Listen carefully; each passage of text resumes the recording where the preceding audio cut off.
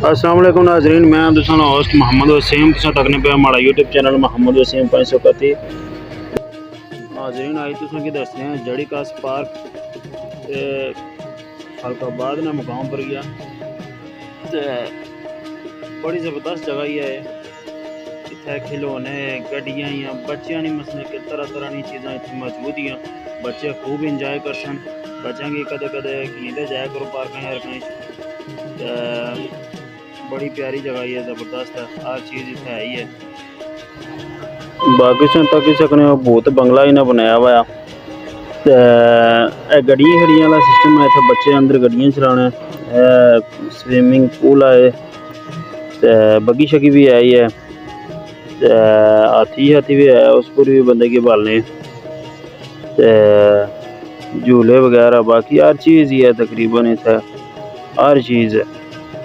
तुम एक बार लाजमी इतने विजिट करो। फैमिली पार्क है, कोई एक दो दिन मुख्तस किते होने ने जड़े उस फैमिलियां नहीं आई सकनियां, बाकी दिन फैमिलियां जड़ा ना वो जाई सकनियां। बच्चों वास्ते खास करी ते इंजॉय करने ना काफ़ी बेहतरीन जगह ही है।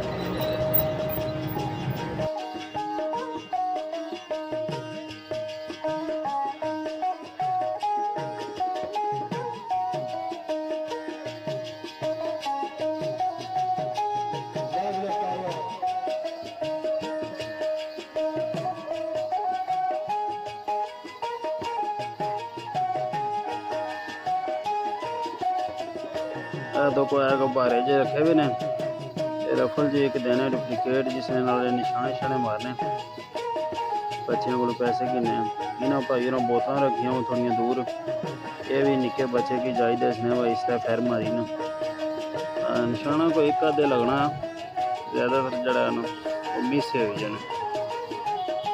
तो कौन रोजी कमाने नजरिया इन्हें बनाया हुआ, बस यह शुगल मिला है, बच्चे खूब इंजॉय कर लें।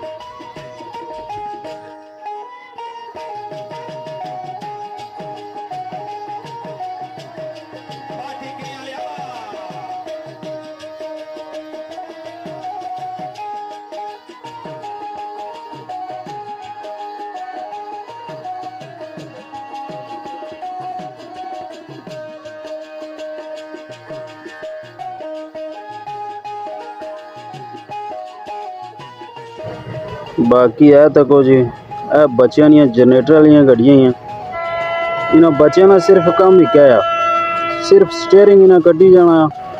बाकी ये जड़ा ना डायरेक्ट ही गड्डियां जनरेटर पर चलियां ही है, बाकी नहीं ना एक्सीलेटर है ना रेस है ना कुछ ना, इन्हें सिर्फ स्टेयरिंग नाल इसकी कटना।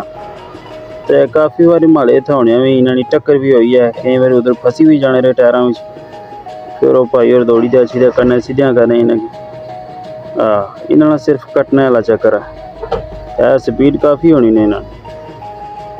तो एक तुम तक ही सकने हो वो पीछे फसी गई है उधर टायरों जाने भाई और आए और इसी छिकी दे कट सन बाहर, तो फिर चली पैसी तक ही सकने हो।